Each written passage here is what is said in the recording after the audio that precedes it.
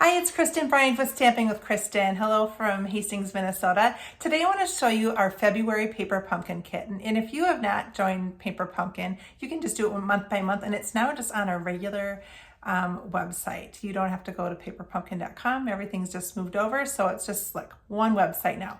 But a lot of times, well, every month, people take their kits and they come up with completely different cards. And it's always fun to just see different people post online their alternatives to the Paper Pumpkin kit. And Stampin' Up! Usually gives you extras more than just what you need for the cards. But then people completely move away from the cards that Stampin' Up! Has designed. So we are going to, I'm going to Raleigh tomorrow for Stampin' Up's on stage event, and I am so excited to just see so many of my friends.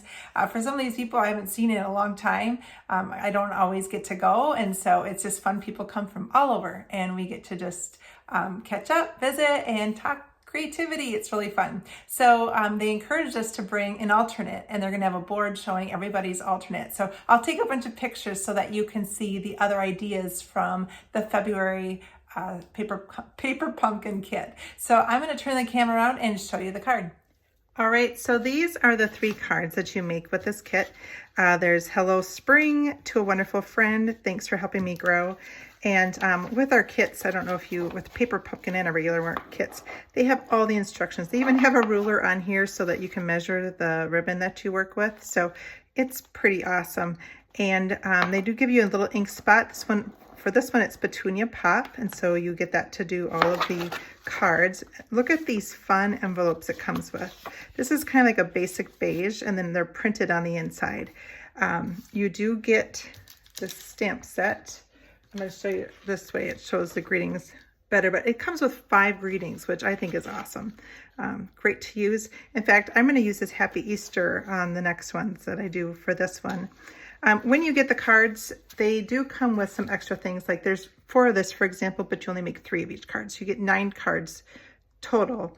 But there are people who, crafters are thrifty and they're always thinking, and they use scraps and make scraps. And so I'm going to show you today how I'm going to take this and cut this down to make more cards. So sometimes people will make over 30 cards out of one little kit. It's amazing.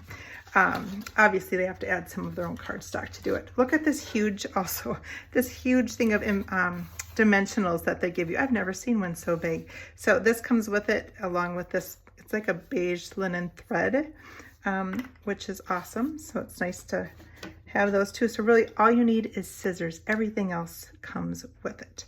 So I decided to, when I'm starting to make a card, I don't know where to get going. I often look on, this is on page 12 of this catalog, and I decided I'm going to do something along the lines of this. So it's going to be a little bit different, but it just kind of helps to get that figured out. One of the great things about on stage, my favorite is just seeing all my friends from all over and just having a bunch of downtime just to be with them as well. But we do get the new catalog, which I love the new catalog, and I use the catalogs for ideas. I use, even if I don't like the stamp set for, if it's not my favorite, I still may use the card layout for that, or look at a technique they used. I'm going to cut this out, and I'm going to have it be 2 inches, and then I'm going to cut it 4 1/4. Oops. All right. So, we stampers, scrappers, whatever you want to call yourself, save these little pieces because you never know, you might want to use it. By cutting it this way, I could make like 2 cards this style and then use this on a card front, like add it onto a piece like this. That's one way you can get a lot more cards. I'm going to make a little banner out of this, and I'm just going to make a little slit in the middle, and then I am going to cut to that slit. Now, depending on how deep you want your banner to be, you cut up farther if that's what you're wanting. So here is my little banner from that, just a quick, easy way. Now, this is just a half sheet of basic beige, and I'm going to trim off 3/4 of an inch. I'll just set this aside. And so I've got this little flap. They didn't do that in this design, but I kind of like that look when I have a banner going off to the side like that. So I am going to put adhesive. Now when you're, whoops, sorry. When you're doing this type of a banner, you don't want to, and if it's going to go over the edge, you don't want to have adhesive on this part because you'll seal it shut and you want people to be able to open that up. So I'm going to just put this here, there, see, no adhesive there. So awesome. And so this is a fern embossing folder. I decided that would look pretty with this. This is one of our 3D ones. It gives really nice depth to it. And I'm going to do some dimensionals.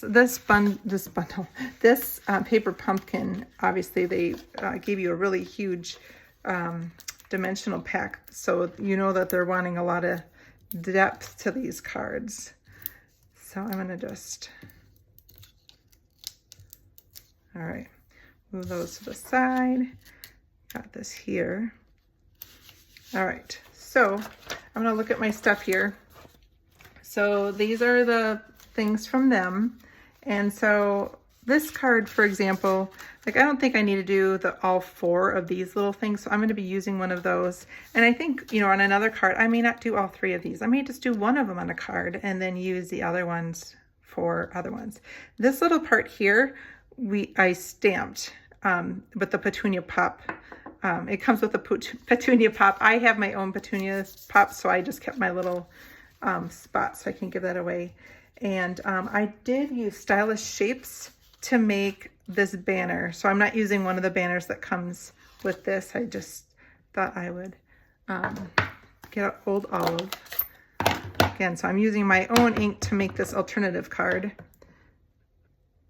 And we'll put that on there. And then I'm going to take a look at here. I'm going to use this one.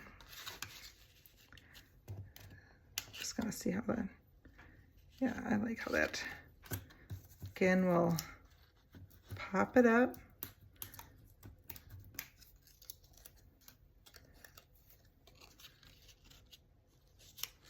And then before I put this down, I'm going to just weave some of this. Sorry, I am all thumbs. So I'm not tying a bow, I'm just weaving some on there. So it could look like a bow.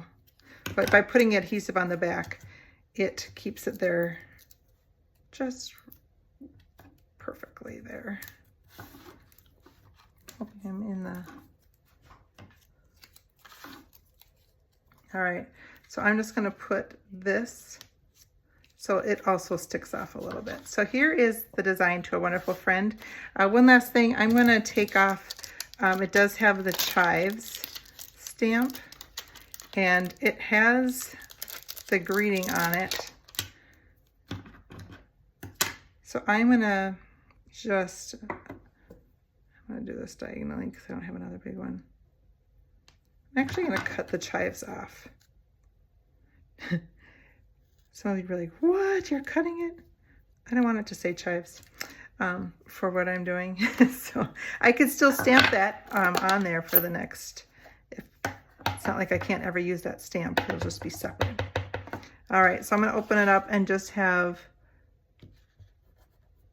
that on the inside. And then on my envelope, I will do that too.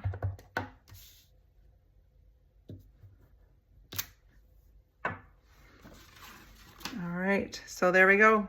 Here is my alternate card with the matching envelope. So paper pumpkin you can now just see on the regular Stampin' Up website in the shopping area. So if and I'll actually put a link to this with this video too, so that you can get in on the next one. They've been getting better and better, and I just love like these 9 cards and a little stamp set and all the supplies for $25. I just think it's a great deal. So, and it's a fun activity to do without having to think. They do it all for you, or you can think and make something a little bit different. So I hope you get time to create, and I'll be creating with lots and lots of people and on stage in Raleigh this weekend, and I'll be posting a bunch of pictures, so follow along on my Stamping with Kristen Facebook page. Have a great week.